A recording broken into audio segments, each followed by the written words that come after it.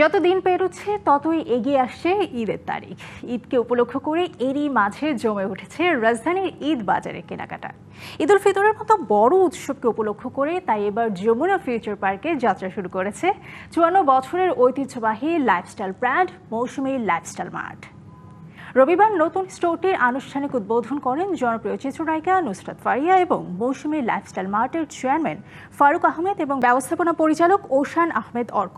১৯৭২ সাল থেকে ক্রেতাদের আস্থা অর্জনে মানসম্মত সেবা প্রদানের ধারাবাহিকতায় সম্প্রতি নতুন করে রাজধানীতে নিজেদের কার্যক্রম সম্প্রসারণ করল প্রতিষ্ঠানটি। উদ্বোধন শেষে মৌসুমী লাইফস্টাইল মার্টের নানা কালেকশন নুসরাত ফারিয়াকে ঘুরে দেখান প্রতিষ্ঠানটির কর্মকর্তারা।